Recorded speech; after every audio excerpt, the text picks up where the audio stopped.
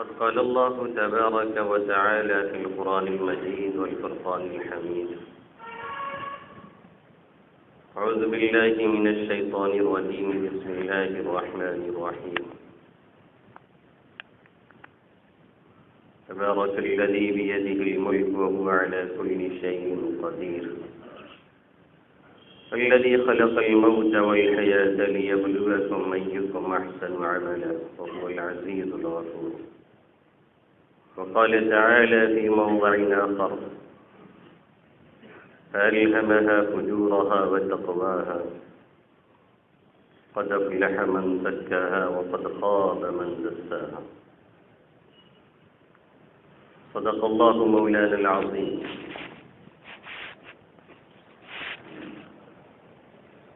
میرے محترم بزرگوں اور دوستوں، میرے بھائیوں، نوجوان ساتھیوں،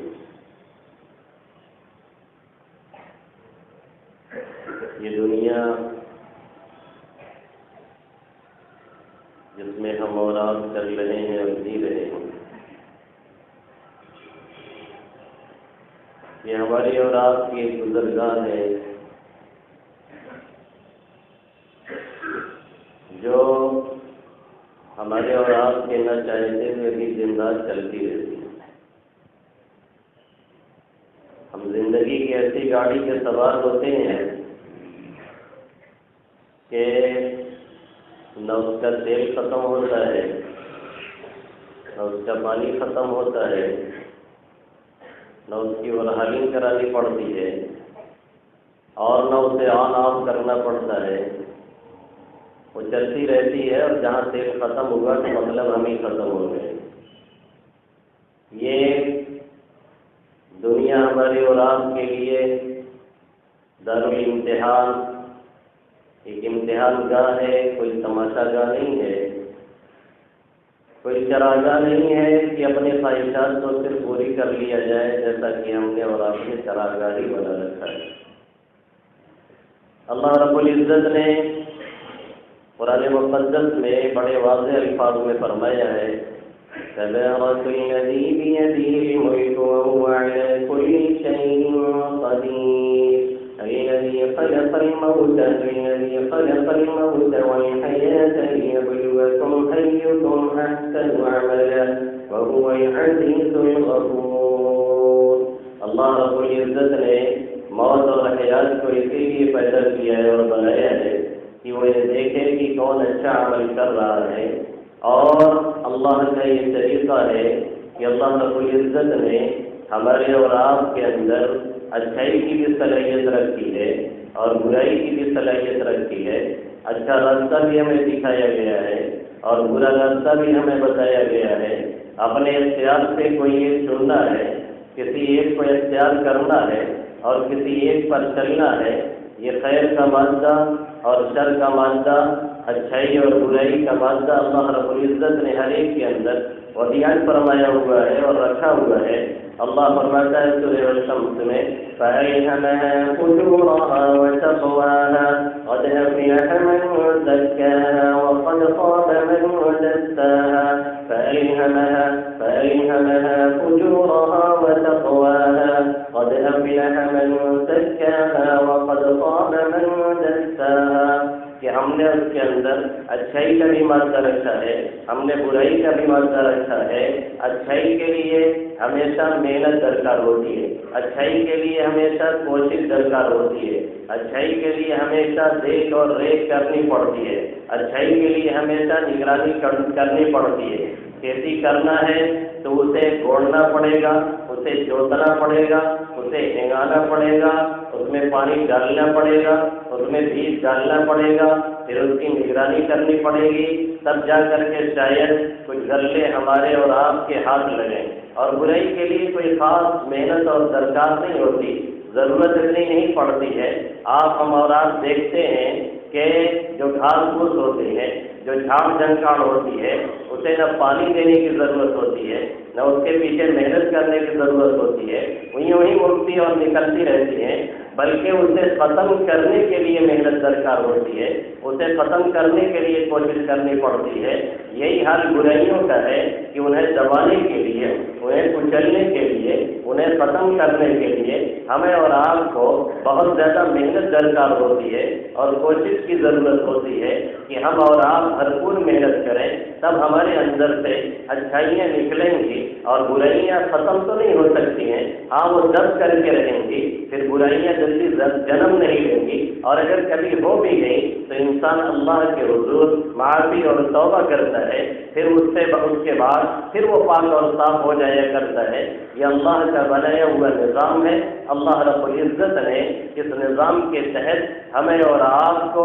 زندگی گزارنے کا حکم دیا ہے، اس کے اصول بتلائے ہیں، اس کے ضابطے بتلائے ہیں، اس کے قوانین بتلائے ہیں۔ جو اسے مانتا ہے، جو اسے جانتا ہے، جو اس کے خالق اور مالک ہونے کا اقرار کرتا ہے، جو اس کی ربوبیت کا اعتراف کرتا ہے، جو اسے وحدہ لا شریک مان لیتا ہے، اللہ رب العزت کی طرف سے اس دنیا میں بھی اسے سکون اور اطمینان میسر ہوتا ہے، اور آخرت تو خیر اس کے لیے ہے ہی ہے۔ جب اس دنیا کے اندر کوئی اللہ کو خالق مانتا ہے، کوئی رازق مانتا ہے، کوئی اللہ کو غفار اور جبار اور قہار مان لیتا ہے، یعنی اس کی خدائی کا اقرار کر لیتا ہے، تو پھر آج نہیں کل نہیں پرسوں وہ کتنا ہی گنہگار ہو، کتنا ہی اپنے اوپر ظلم کیے ہوئے ہو، کتنا ہی نادانی کیے ہوئے ہو، اگر ایمان بچا کر کے لے کر کے جاتا ہے تو پھر وہ جنت میں ضرور جائے گا، چاہے وہ کتنا ہی جہنم میں رہ لے اور کتنے ہی دن تک عذاب بھگت لے۔ اسی کو اللہ کے حبیب صلی اللہ علیہ وسلم نے فرمایا، من قال لا الہ الا اللہ دخل الجنت وان زنا وان سرق، جو شخص لا الہ الا اللہ کہے گا اور یہی کہتا ہوا چلا جائے گا، یعنی ایمان اپنا بچا کر کے لے کر کے جائے گا، چاہے وہ رائی کے دانے کے برابر اس کے دل میں ایمان محفوظ ہو، تو جنت میں اسے جانا ہی جانا ہے، آج نہیں تو کل جائے گا، چاہے اس نے زناکاری کی، چاہے اس نے بدکاری کی، چاہے اس نے چوری کی، چاہے اس نے ڈاکہ ڈالا، جو جرائم کیے ہیں اس کی سزا بھگتنے کے بعد اسے جنت میں جانا ہے۔ لیکن اگر وہ جرائم پہ جرائم کر رہا ہے یا جرائم تو نہیں کرتا ہے لیکن اچھائیاں کر رہا ہے، پھر بھی اللہ کا باغی ہے، اسے مانتا نہیں ہے، اسے جانتا نہیں ہے، اسے ماننے کے لیے تیار نہیں ہے، تو کچھ بھی اچھائیاں کرتا ہو کبھی بھی اسے جنت میں داخلہ نہیں مل سکتا ہے۔ اسی لیے ایک عیسائی نے امریکہ کے اندر پیر ذوالفقار صاحب نقشبندی حفظہ اللہ تعالیٰ سے کہا کہ یہ آپ کا کیسا قانون ہے کہ اگر ایک شخص کلمہ صرف پڑھ لیتا ہے، چاہے وہ کتنا ہی گنہگار ہو، پھر بھی اللہ اسے، آپ لوگ کہتے ہیں کہ جنت میں اسے اللہ پہنچا دے گا، کہا ہاں سزا بھگتنے کے بعد وہ جنت میں یقیناً جائے گا، اگر ایمان اپنا بچا کر کے لے کر کے گیا ہے اور ایمان محفوظ کر کے لے کر کے گیا ہے تو اسے جنت یقیناً ملے گی اور میسر ہوگی اسے جنت، اور جنت میں داخلہ اسے نصیب ہوگا، حتیٰ کہ رائی کے دانے کے برابر بھی اگر کسی نے اپنے دل و دماغ میں ایمان کو بچایا ہوا ہے تو اللہ کے حبیب صلی اللہ علیہ وسلم ایسے لوگوں کے لیے بھی سفارش کریں گے،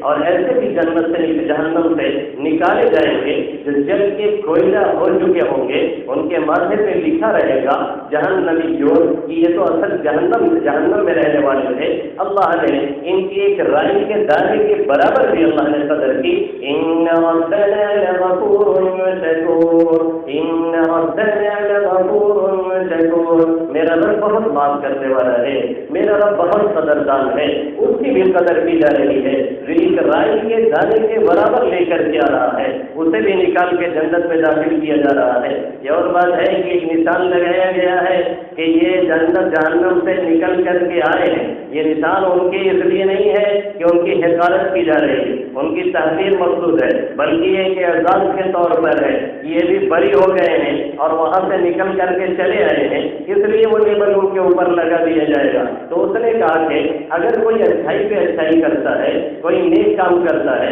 جیسے ہم نے بلب ایجاد کیا، لوگوں کو روشنی فراہم کی، ہم نے روڈ کا طریقہ نکالا، لوگوں کو چلنے کی سہولت مہیا کی، ہم نے فلاں جگہ کنویں بنوائے، لوگوں کے پانی کا انتظام کیا، ہم نے جدید پائپ لائن بچھوائی، لوگوں کے لیے گیس وغیرہ فراہم کیا، یہ اتنے اچھے اچھے کام ہم کر رہے ہیں، لیکن اگر ہم کلمہ نہیں پڑھتے ہیں تو کیا ہمیں جنت نہیں مل سکتی ہے؟ اللہ جنت میں نہیں لے جائے گا؟ آپ نے فرمایا نہیں، جنت نہیں مل سکتی ہے۔ یہ اور بات ہے کہ ایسے جتنے ہوتے ہیں ان کا بدلہ اسی دنیا میں دے دیا جاتا ہے، کسی نہ کسی شکل میں اللہ انہیں اسی دنیا میں نواز دیتا ہے، موت ان کی آسانی سے ہوتی ہے، روح آسانی سے قبض کی جاتی ہے، کوئی بھی ذریعہ اللہ اختیار کر کے اسی دنیا میں اس کا بدلہ دے دیتا ہے، وہ آخرت میں نہیں رکھا جاتا۔ اس نے کہا یہ کوئی انصاف نہیں، اس نے کہا یہ کوئی عدل نہیں، یہ تو سراسر ظلم ہے کہ ایک شخص صرف کلمہ پڑھ رہا ہے اور آخر میں کبھی نہ کبھی وہ جنت میں ضرور جائے گا، اور ہم کلمہ نہیں پڑھ رہے ہیں، دنیا بھر کے بھلائی کے کام کر رہے ہیں، پھر بھی ہمارے لیے جنت نہیں، صرف اس لیے کہ ہم نے کلمہ نہیں پڑھا۔ اس نے ایک کام کیا وہ جنت میں جا رہا ہے، اور ہم نے سینکڑوں اچھا کام کیا، صرف کلمہ نہیں پڑھا تو ہم جنت میں نہیں جا سکتے بلکہ ہم جہنمی ہو گئے۔ یہ تو ظلم والی بات ہوئی، یہ کوئی عدل اور انصاف نہیں ہوا۔ حضرت نے فرمایا کہ میں اس کو ایک ریاضی کے مثال سے تم کو سمجھانے کی کوشش کرتا ہوں، ریاضیات کا دور ہے، اس کی ایک ایگزامپل دیتا ہوں کہ اگر کوئی شخص ایک لکھتا ہے پھر اس کے رائٹ سائڈ میں نقطے رکھتا ہے، صفر کے نقطے بڑھاتا جاتا ہے، ایک لکھ کر کے آدمی رائٹ سائڈ میں داہنی طرف اگر ایک زیرو بڑھاتا ہوا چلا جائے، صفر اور صفر لکھتا ہوا چلا جائے تو 1 سے بنے گا 10، 10 سے بنے گا 100، 100 سے بنے گا 1000، 1000 سے بنے گا لاکھ، لاکھ سے بنے گا کروڑ، کروڑ سے بنے گا ارب، ارب سے بنے گا خرب، اور نہ معلوم کتنا خراب بنتا چلا جائے گا۔ لیکن اگر ایک شخص نے وہی ایک نہیں لکھا ہے اور وہ صفر رکھتا ہوا چلا جا رہا ہے، وہ خرب نہیں کئی خرب صفر رکھ دے پھر بھی اس کی کوئی حیثیت نہیں، کوئی ویلو نہیں ہے۔ کیوں نہیں ہے؟ اس لیے کہ شروع میں وہ ایک نہیں آیا، جو ایک آنا چاہیے تھا، جو بنیاد تھی وہ نہیں آیا ہے، اس لیے اس کا سب کچھ کیا ہوا بیکار ہے۔ وہ یہ کہے کہ ہم ایک جھوٹا صفر لے کر کے آ رہے ہیں، ہماری بھی کوئی گنتی مانی جائے، آپ کہیں گے کہ اس میں ایک نہیں لگا ہوا ہے، اس لیے وہ کوئی گنتی نہیں ہے، اس کی کوئی اہمیت نہیں ہے، اس کا کوئی مقام اور مرتبہ نہیں ہے،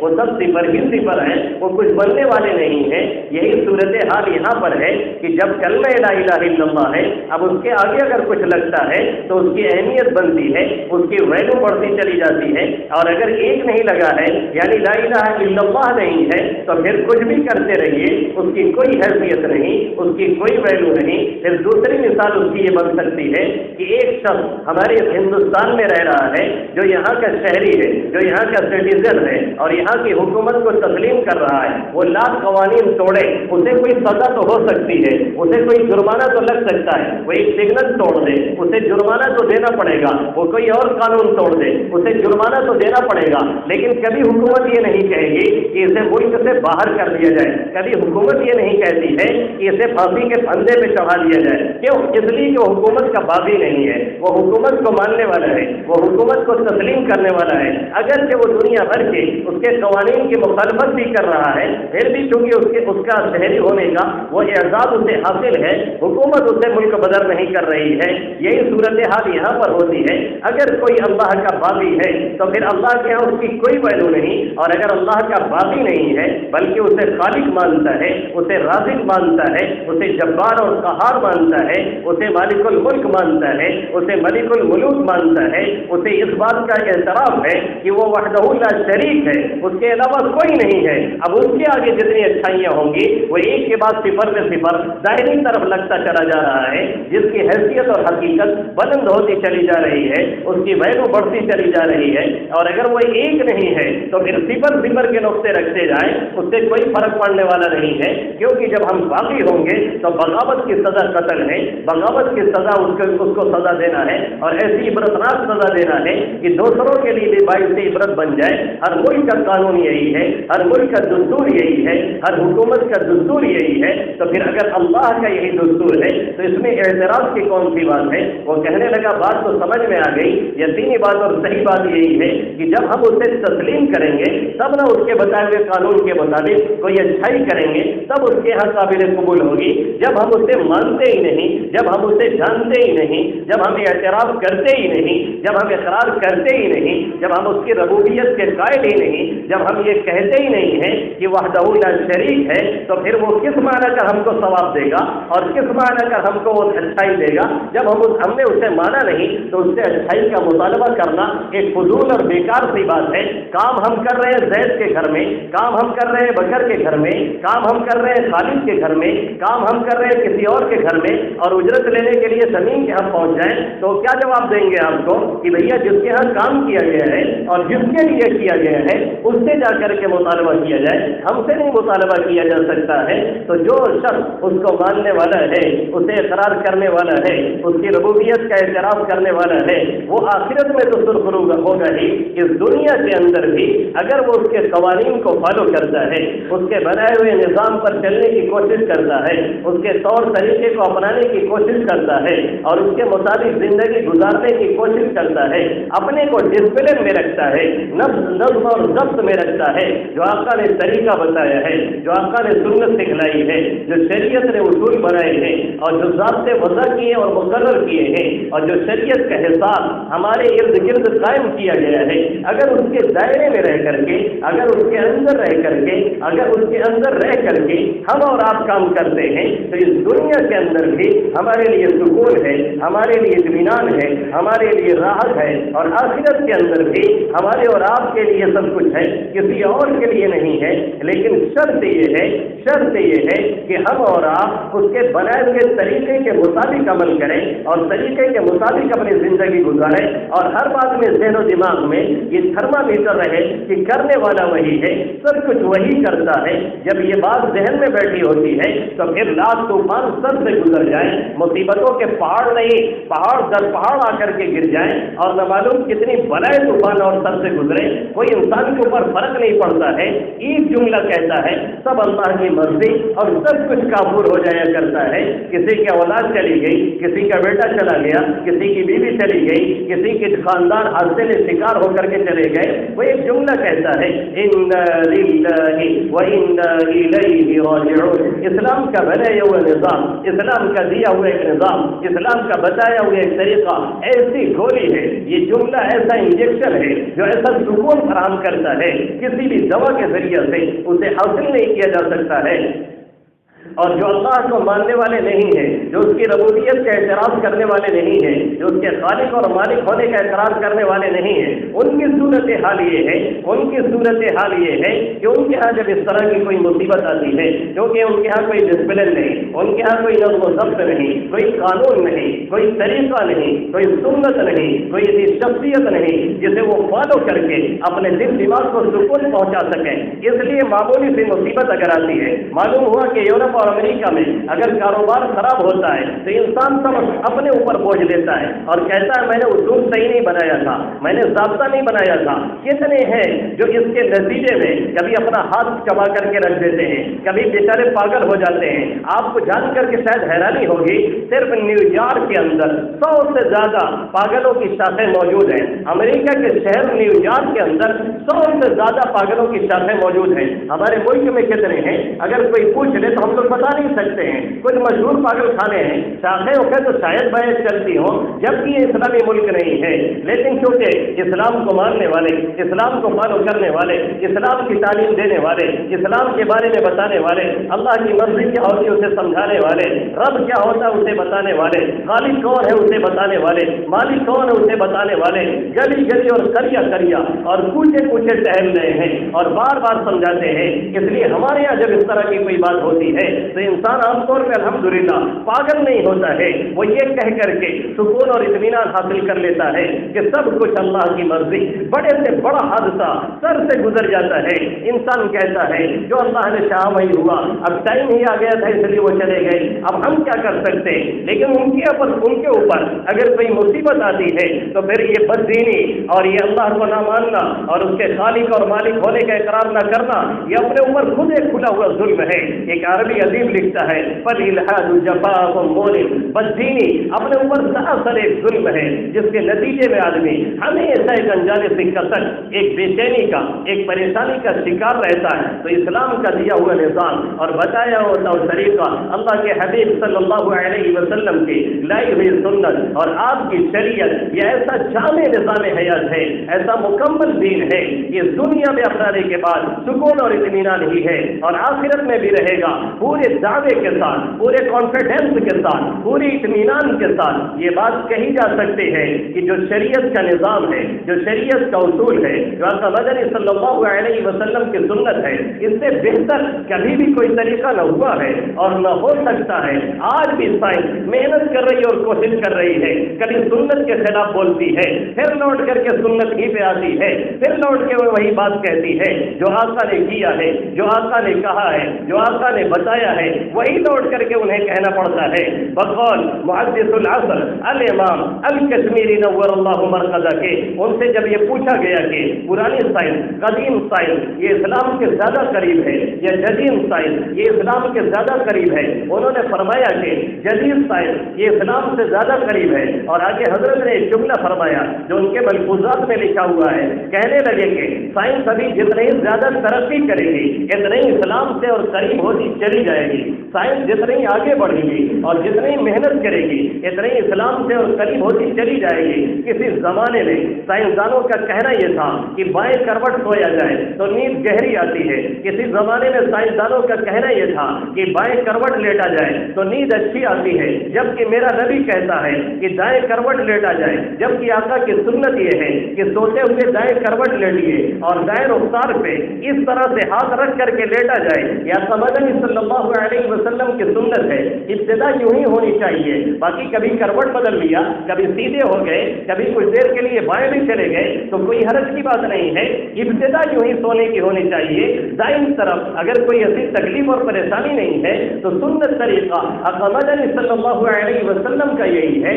جبکہ سائنس کبھی اس کے خلاف کہہ رہی تھی، آج کی سائنس یہ کہنے پہ مجبور ہے کہ نہیں، دائیں طریقہ والا طریقہ صحیح ہے، اور دائیں طریقے پہ سونے سے نیند جلدی پوری ہوتی ہے، اچھی نیند آتی ہے، اٹھنے کے بعد طبیعت فریش رہتی ہے، دل دماغ تر و تازہ رہتا ہے، اور بائیں کروٹ سونے پہ کیونکہ آتیں پلٹ کر کے آتی ہیں، وہ پریشر ڈالتی ہیں دل کے اوپر، جس کی وجہ سے ڈراؤنے خواب آتے ہیں، طرح طرح کے خواب آتے ہیں، نہ معلوم پر کیسا کیسا خواب آتا ہے، کسی کو محسوس ہوتا ہے کوئی ہمارا نوٹا دبا رہا ہے، کسی کو محسوس ہوتا ہے کوئی ہمیں دوڑا کے مار رہا ہے، کوئی پلیٹ میں اڑ رہا ہے، کوئی اپنا اکیلے اڑ رہا ہوتا ہے، کوئی کتنے اسٹائلیں مار رہا ہوتا ہے، اور کوئی اسی میں ہنگامے برپا کر دیتا ہے، چلانے لگتا ہے، لوگ اٹھ کر کے جاتے ہیں خیریت تو ہے تو کہتے ہیں کہ مجھے دو لوگ پکڑ کے پیٹ رہے تھے، کوئی نہیں پیٹ رہا تھا، آج جناب فراٹے لے رہے تھے اور دوسرے کو سب کو ڈسٹرب کر کے رکھ دیا، کیوں؟ اس لیے کہ لیفٹ سائڈ گئے، دل پہ جب پریشر پڑا اور دباؤ پڑا تو اس طرح کے ڈراؤنے خواب آنے شروع ہوئے۔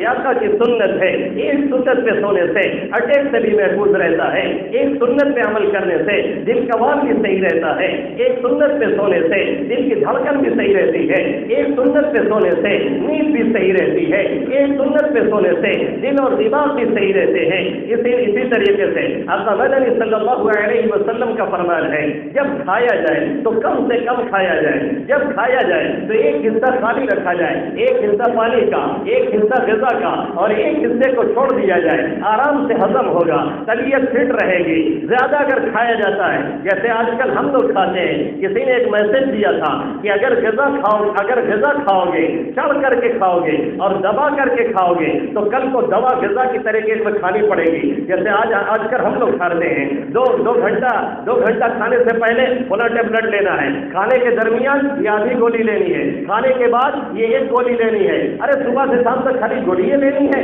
کہ کچھ اور بھی کرنا ہے؟ یہ صورتحال اپنے ہاتھوں سے عموماً بنائی ہوتی ہے۔ اس کی وجہ کیا ہے؟ ہم جب کھاتے ہیں دبا کر کے کھاتے ہیں اور جتنا ہوتا ہے ٹوٹ لیتے ہیں، 10% معدہ ہضم کرتا ہے اور اسے باڈی کا حصہ بناتا ہے، 90% کو کرش کر کے ہمارا معدہ کوچ کر کے باہر پھینکنے کی کوشش کرتا ہے، اور جب اسے تحس نحس کر دیا جاتا ہے، کھا کر کے اسے برباد کر دیا جاتا ہے، تو نتیجہ یہ نکلتا ہے کبھی گیس بنتی ہے، کبھی دل پہ چڑھتی ہے، کبھی دماغ پہ چڑھتی ہے، کبھی پیٹ پھولتا ہے، جس کو دیکھو سوچ لیجیے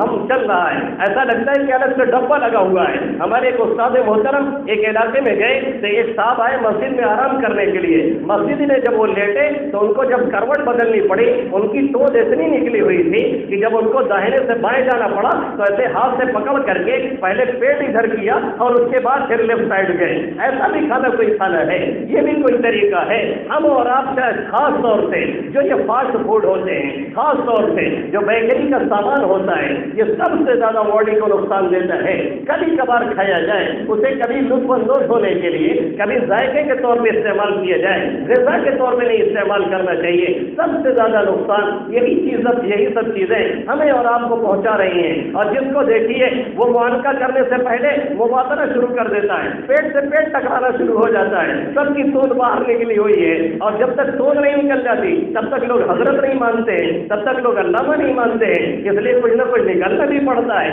ये सूरत से हाल हमने और आपने अपने हाथों से बनाई हुई है, ये सुन्नत तरीका नहीं। मदनी सल्लल्लाहु अलैहि वसल्लम का तरीका ये था कि एक हिस्सा खा रहे हैं, एक हिस्सा पानी पी रहे हैं, एक हिस्सा छोड़ दे रहे हैं। और दस्तरखान पे भी मामूली ग़िज़ाएं हैं, कहीं सिरका है, कहीं रोटी है, कहीं सिर्फ रोटी है या कुछ खजूरें पड़ी हुई है। एक किस्म की ग़िज़ा जाती है, जल्दी हजम होती है, 10 किस्म की ग़िज़ा जाती है, जाकर के हंगामे बर्पा करती है। न यकीन हो तो एक डब्बे में थोड़ी सी दाल डाल दीजिए, थोड़ा सा सिरका डाल दीजिए, थोड़ी सी रोटी डाल दीजिए, थोड़ा सा चावल डाल दीजिए, फिर थोड़ा सा गोश्त डाल दीजिए, फिर कोई और ग़िज़ा डाल दीजिए, फिर जो मीठा बना वो भी डाल दीजिए। देखिए 10 मिनट में सब दौड़ के बजाने लगेगा। क्यों? इसलिए कि कई किस्म की ग़िज़ा जब मिलती है तो एक बवाल खड़ा कर देती है, और जब मामूली ग़िज़ाएं होती हैं तो जल्दी से हजम होती हैं। ये सुन्नत तरीका अक़ा मदनी सल्लल्लाहु अलैहि वसल्लम का था, ये खाने का तरीका जो हमने और आपने छोड़ा। नतीजा ये निकला कि हर कोई दवा खा रहा है ग़िज़ा की तरह से, हर कोई दवा ले रहा है ग़िज़ा की तरह से। उठ तो दवा खाई जाती है, उसके बाद नाश्ते के बाद ली जाती है, फिर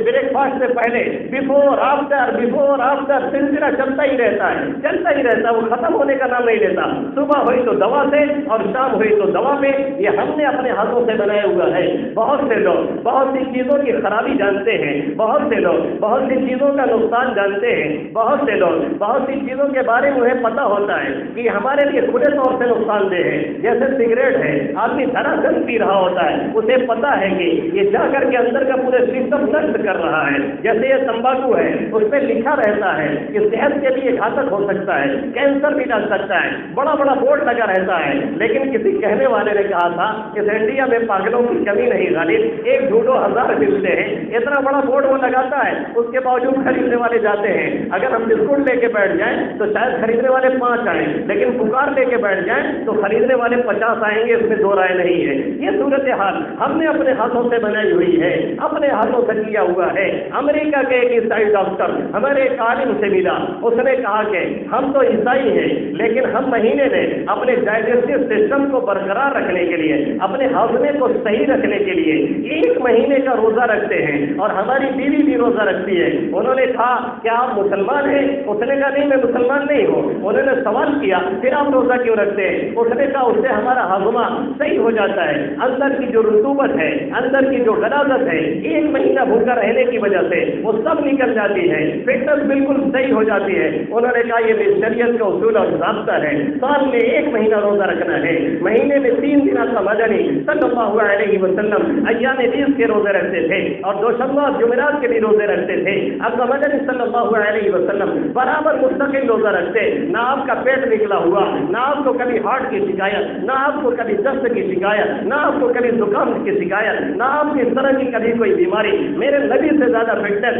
किसी की अच्छी नहीं थी। तारीफ उठा करके पढ़िए, सीरत का मुताला करिए, कभी मेरा नबी बीमार नहीं। और आज हालत ये है, गदा पे गदा टूटते जा रहे हैं। एक बार तो खा के घर से निकले, कोई कहता है चाय ले लीजिए, दम से उसे पी लिया, कोई दूसरा पेश करता है पकौड़ा ले लीजिए, फट से उसे खा लिया गया। कुछ नहीं सोचा जाता है कि अंदर जाकर के ये क्या बवाल मचाएगा और क्या हालत पैदा करेगा। इसी तरीके से पाकिस्तान की एक जमात एक मरतबा फ्रांस गई, तो वहाँ एक डॉक्टर खड़ा हुआ, वो एक टहल रहा था और ये वजू कर रहे थे। वजू में हमें और आपको एक हुक्म दिया जाता है कि यहाँ का मसा भी किया जाए। ये मुस्तहब है, कोई फर्ज नहीं, वाजिब नहीं, सुन्नत नहीं, मुस्तहब है। गैर मुकल्लिदीन इसे नाजायज और गलत और हराम कहते हैं। पहले उन्हें देखना चाहिए कि किस बुनियाद पे वो गलत कहते हैं। अब्दुल्लाह इब्न उमर रज़ियल्लाहु तआला अन्हुमा की रिवायत है कि इस गर्दन का भी मसा करना चाहिए। कमजोर रिवायत सही, हम तो मुस्तहब ही कह रहे हैं, कोई फर्ज तो नहीं कहते, कोई वाजिब तो नहीं कहते। जब इन्होंने मसा किया तो उसने आकर के इनसे ये सवाल किया कि आप ये जानते हैं कि आपके मुल्क में कितने पागल खाने हैं, आप कहाँ के रहने वाले हैं? उन्होंने कहा मैं पाकिस्तानी हूँ। कहा کہا وہاں پاگل خانے کتنے ہیں؟ انہوں نے کہا مجھے نہیں معلوم۔ اس نے کہا یو ڈونٹ نو، انہوں نے کہا یو ڈونٹ نو، مجھے تو کچھ خبر ہی نہیں ہے۔ اس نے کہا ہمارے یہاں تو پاگل خانے بھرے پڑے ہیں اور ہم ایک ڈاکٹر ہیں جو پاگلوں کا علاج کرتے ہیں اور ہر دم ریسرچ میں رہتے ہیں کہ پاگل پن کس وجہ سے آتا ہے۔ اب تک جو ہم نے جائزہ لیا ہے وہ ہمیں یہ معلوم ہوا کہ ادھر پیچھے کی جو رگیں ہیں، جو شریانیں ہیں، وہ نیچے جو جا رہی ہوتی ہیں ان کو دن میں 3-4 مرتبہ سر کرنا ضروری ہوتا ہے۔ کبھی بال بڑے ہونے کی وجہ سے، کبھی زیادہ دن نہ نہانے کی وجہ سے اس میں کھنچاؤ پیدا ہو جاتا ہے۔ اگر اسے سر نہ کیا جائے تو اسے دماغ پہ اثر پڑتا ہے، آدمی پاگل ہو جاتا ہے۔ ہم نے یہ دیکھا آپ کر رہے تھے، اس لیے آ کر کے ہم نے پوچھا، پاک ہے وہ ذات جس نے آپ لوگوں کو یہ حکم دیا۔